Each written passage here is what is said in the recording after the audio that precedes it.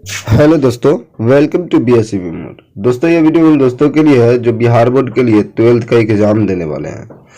ये मैंने फिजिक्स का कुछ इंपॉर्टेंट क्वेश्चन लाया हूँ जो आपके एग्जाम के लिए बहुत ही महत्वपूर्ण है। ये फिजिक्स का पार्ट 1 वीडियो है। इसके बाद पार्ट 2, पार्ट 3 ऐसे करके आपको 26 से 27 पार्ट तक आपको वीडियो मिलने वाली हैं, जिसमें लमसम 700 से 800 जो है आपका वीडियो अपलोड किया जाएगा, जो आपके एग्जाम के लिए बहुत ही हेल्पफुल होगा।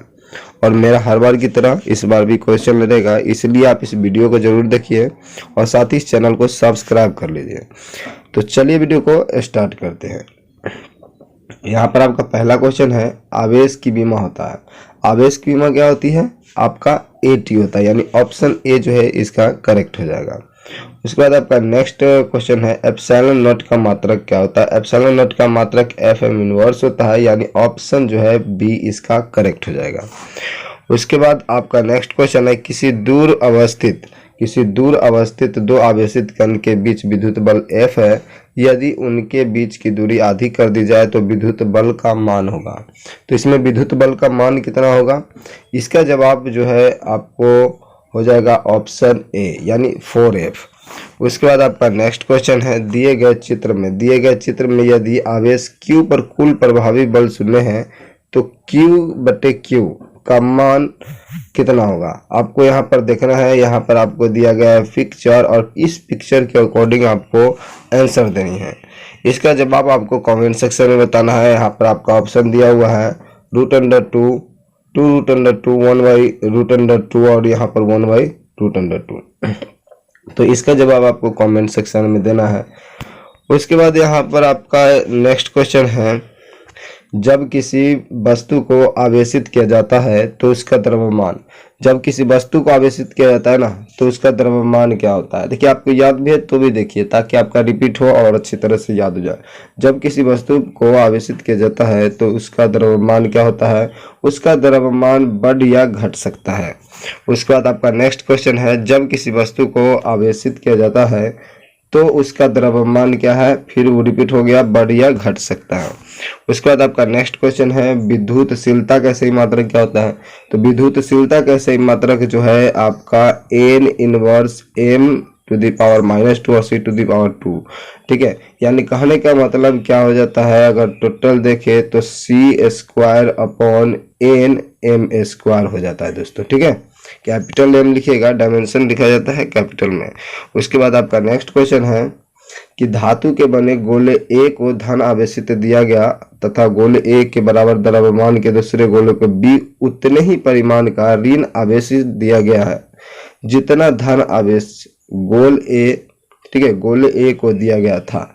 तो इसका करेक्ट आंसर हो जाएगा, गोले B का द्रव्यमान जो है क्या हो जाएगा? इंक्रीज हो जाएगा, यानी बढ़ जाएगा।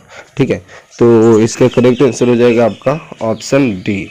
उसके बाद आपका नेक्स्ट क्वेश्चन है, विद्युत क्षेत्र E वेक्टर से लंबवत रखे विद्युत द्विध्रुव का आघूर्ण P वेक्टर है।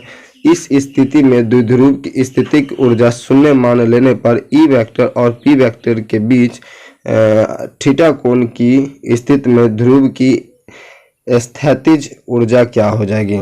स्थैतिज ऊर्जा क्या हो जाएगी? तो इसका करेक्ट आंसर हो जाएगा आपका ऑप्शन बी, यानी -P vector into E vector. देखिए, आपको केमिस्ट्री का भी यहाँ पर वीडियो मिलेगा, मैथ का भी मिलेगा, सीरीज बाय सीरीज मिलेगा, जिसमें हर सीरीज में आपको जो है पार्ट बनाया गया है, जिसमें आपका क्या है ना कि 700 से 800 क्वेश्चन जो आपके एग्जाम में लड़ेगा ही लड़ेगा, 100% लड़ेगा।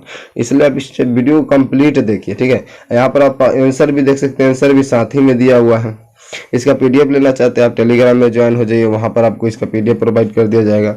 यहाँ पर आपका नेक्स्ट क्वेश्चन है, कूलम्ब बल क्या है? कूलम्ब बल जो है बहुत इंपॉर्टेंट क्वेश्चन है, रिपीटेड क्वेश्चन है। कूलम्ब बल क्या है? A और B दोनों, यानी कहने का मतलब केंद्रीय बल और विद्युतीय बल दोनों कूलम्ब बल होता है। उसके बाद आपका नेक्स्ट क्वेश्चन है, यदि समरूप विद्युत क्षेत्र x अक्ष की दिशा में विद्यमान है तो समविभव होगा।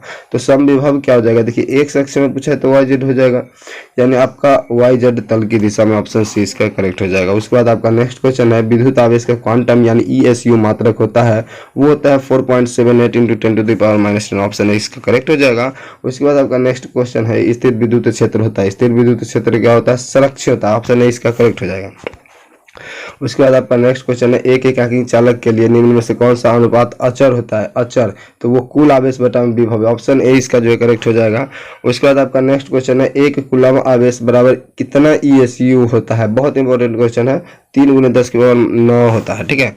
उसके बाद आपका नेक्स्ट क्वेश्चन है, एक विद्युतीय द्विध्रुव दो विपरीत आवेशों से बना है जिनके परिमाण +3.2x 10⁻⁻10 कूलम एवं यहाँ पर देख सकते हैं -3.2 × 10⁻⁻19 कूलम, और उसके बीच की दूरी, ठीक है, 2.4 × 10⁻⁻10 मीटर।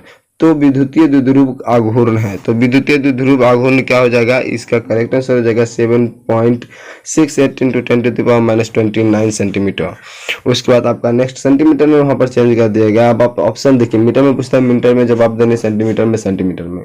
उसके बाद आपका नेक्स्ट क्वेश्चन है, एक आवेशित चालक की सतह के किसी बिंदु पर विद्युतीय क्षेत्र की तीव्रता क्या होती है? वो सतह के लंबवत होती है, ऑप्शन बी करेक्ट हो जाएगा। उसके बाद आपका यहाँ पर नेक्स्ट क्वेश्चन है, विद्युत क्षेत्र ई और विभव भी के बीच संबंध होगा, ई और विद्युत विभव भी के बीच में जो संबंध होगा वो होगा ई बराबर -dV/dx। बहुत इंपॉर्टेंट क्वेश्चन है, आपने पढ़ा भी होगा अगर आप किसी सेना के बुक से पढ़ते होंगे। यदि किसी खोखले गोलीय चालक को धन आवेशित किया जाए तो उसके भीतर का विभव क्या होता है? उसके भीतर का विभव 0 हो जाता है दोस्तों, ऑप्शन ए इसका करेक्ट हो जाएगा, ठीक है। उसके बाद आपका नेक्स्ट क्वेश्चन है, साबुन के एक बुलबुले को जब आवेशित किया जाता है तो उसकी त्रिज्या क्या होती है? साबुन के एक बुलबुले को जब आवेशित किया जाता है ना, तो उसकी जो त्रिज्या है वो बढ़ती है, यानी इंक्रीज हो जाती है। उसके बाद आपका नेक्स्ट क्वेश्चन है, विद्युत द्विध्रुव आघूर्ण का सही मात्रक होता है? विद्युत द्विध्रुव आघूर्ण का सही मात्रक कूलम × मीटर होती है, यानी cm होती है दोस्तों। उसके बाद आपका नेक्स्ट यहाँ पर क्वेश्चन है 21 नंबर क्वेश्चन आप यहाँ पर देख सकते हैं कि विद्युत क्षेत्र में प्रवेश करने वाले एक इलेक्ट्रॉन का प्रारंभिक वेग विद्युत क्षेत्र से भिन्न दिशा में है, तो विद्युत क्षेत्र में इलेक्ट्रॉन का पथ क्या होगा? तो वो परिवलय हो जाएगा, ऑप्शन डी इसका करेक्ट हो जाएगा। उसके बाद आपका नेक्स्ट क्वेश्चन है, एप्सिलॉन नॉट की बीमा क्या होती है? बहुत इंपॉर्टेंट क्वेश्चन है, इसको इंपॉर्टेंट में आप रखिएगा। एप्सिलॉन नॉट की जो बीमा होती है वो होता है m inverse l to the power -3 t to the power 4 a to the power 2। तो मैंने पहले भी बताया कि इनवर्स नीचे से जाता है, t to the power 4 × a, ऐसे आप जो है याद रख सकते हैं, और m हो जाएगा और यहाँ पर l टू द पावर 3 हो जाएगा प्लस में। ऐसे ही ऊपर से नीचे से ऊपर जाएगा तो वो माइनस में चला जाता है। उसके बाद आपका नेक्स्ट क्वेश्चन है, दो सजातीय बराबर आवेश q को मिलाने वाली रेखा के बीच में एक अन्य आवेश q रख देते हैं, ठीक है। क्या रख देते हैं? q, यानी आवेश चार्ज रख देते हैं, तो उसकी निकाय संतुलित जो होती है उस पर की का मान क्या हो जाएगा? तो वो -q/4 हो जाएगा, ऑप्शन डी इसका करेक्ट हो जाएगा।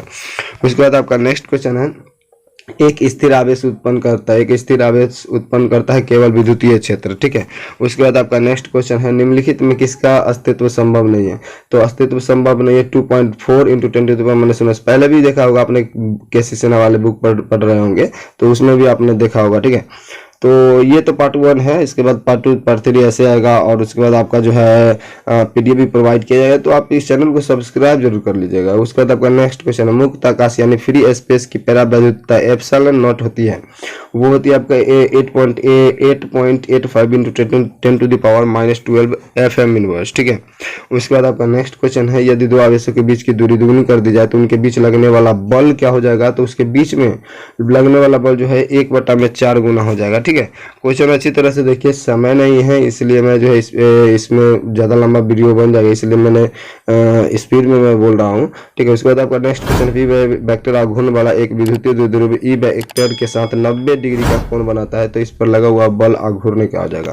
तो इस पर लगा हुआ बल आघूर्ण जो है वो पीई हो जाएगा, ऑप्शन ए इसका करेक्ट हो जाएगा। उसके बाद आपका नेक्स्ट क्वेश्चन है, ई वेक्टर तीव्रता के विद्युत क्षेत्र पी वेक्टर ध्रुव आघूर्ण के विद्युत द्विध्रुव पर लगने वाला बल है, क्या है? तो वो है आपका पी वेक्टर × ई वेक्टर।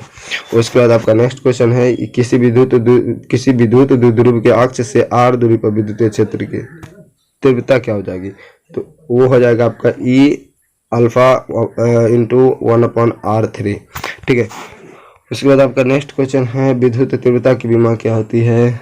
तो विद्युत तीव्रता की बीमा जो है ml t to the power -3 I to the power -3, I की जगह पर ए भी हो सकती है। ठीक है, दोनों सेम ही होता है। उसके बाद आपका नेक्स्ट क्वेश्चन है यहाँ पर, किसी आवेशित खोखले गोलाकार चालक के भीतर विद्युतीय तीव्रता का मान क्या होता है? तो वो होता है 0 यानी 0। उसके बाद आपका नेक्स्ट क्वेश्चन है, किसी अचालक पदार्थ के गोले पर आवेश देने पर वह वितरित होता है? वो होता है नहीं वितरित होता सतह पर, नहीं सतह के अलावा अंदर भी, और नहीं केवल भीतर भी, यानी ऑप्शन डी जो है इसका करेक्ट हो जाएगा।